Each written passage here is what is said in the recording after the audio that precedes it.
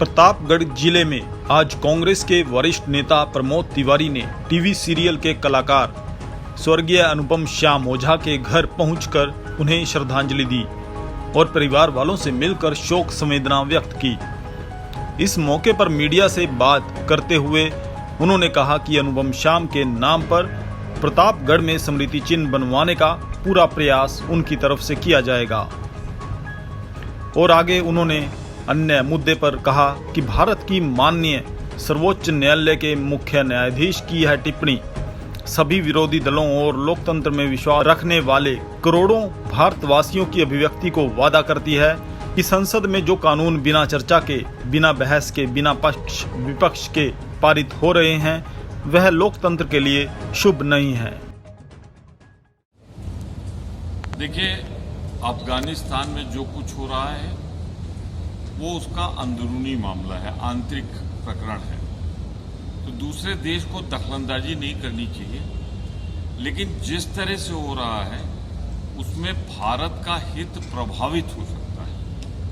भारत के लिए चिंताजनक स्थिति है क्योंकि तालिबान जिन्होंने कब्जा किया है उनको चीन और पाकिस्तान दोनों का भरपूर समर्थन था। एक सरकार गई और चीन, पाकिस्तान और अफगानिस्तान की सीमा हमारे सर्वाधिक संवेदनशील राज्य कश्मीर से मिलती और कश्मीर में दुर्भाग्य से आज निर्वाचित सरकार मोदी सरकार की गलती की वजह से नहीं है। तो वहां कोई प्रतिनिधि है नहीं जिससे वार्ता हो सके, जिसपे जनता का विश्वास हो। और खास तौर से जिस तरह वहां पे उनके तालिबान के मोहम्मद सुहेल शहीन जो ऑफिशियल स्पोक्समैन इस समय सरकार के हैं तालिबान के, उनका ये कहना भारत हिमाकत न करे इधर सैनिक कार्रवाई की, वरना देख ले परिणाम अपने अमेरिका का वही हंस होगा।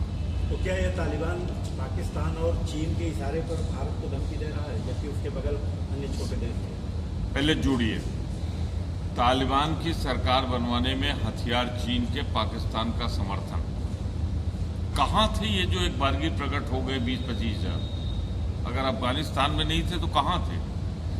फिर उसके बाद अभी सरकार संभाली नहीं और सीधे हिंदुस्तान को धमकी दे डाली उन्होंने कि अगर इधर हिमाकत की सैन्य हस्तक्षेप की तो क्या होगा हमारा जो हजारों करोड़ का चाबहार बंदरगाह, क्या होगा हमारा जो डैम्स हमने वहां बनवाए, बड़े बड़े बांध बनवाए, क्या होगा उनका? कौन कैसे हमारा व्यापारिक हित और राजनीतिक हित होगा?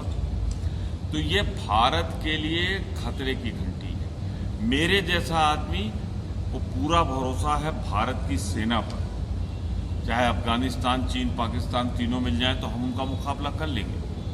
हमें अपनी सेना पे भरोसा है, पर इस सरकार की गलतियां जो होती हैं उसकी कीमत सेना और देश चुकाती है। इस समय अगर कश्मीर में निर्वाचित सरकार नहीं है तो ये मोदी सरकार की ऐतिहासिक भूल है। वहां निर्वाचित सरकार को अपदस्थ करना, गवर्नर रूल लगाना गलत हुआ है और गलत समय पे हुआ। नेताजी, एक सवाल और है।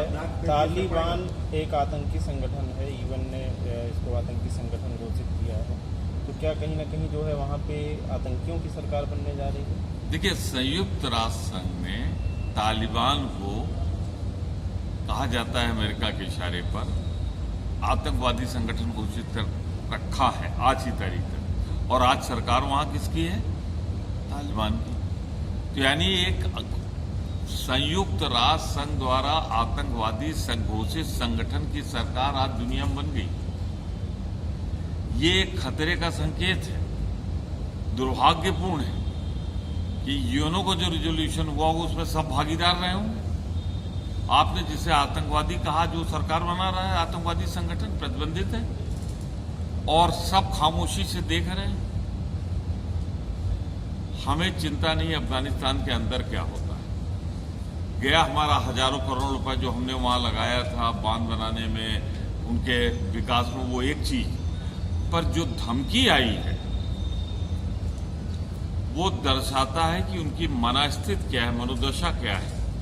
यानी हमारे साथ मित्रतापूर्ण तो नहीं। और उधर पाकिस्तान और चीन के प्रति उनका धन्यवाद ज्ञापन, उनके प्रति देखना भारत के लिए दुर्भाग्यपूर्ण है स्थिति। और ये बहुत कुछ बचा जा सकता था इससे, अगर हम गुटनिरपेक्ष आंदोलन में जो हमारी नॉन अलाइन पॉलिसी थी उस पर ईमानदारी से चले होते, नेहरू इंदिरा की नीति पर, जहां लाके मोदी जी ने खड़ा कर दिया हमको, उससे हमारी चिंता और बढ़ती है। ताज़ा खबरों से जुड़े रहने के लिए सब्सक्राइब करें राष्ट्रीय खबर टीवी और बेल आइकन दबाना ना भूलें।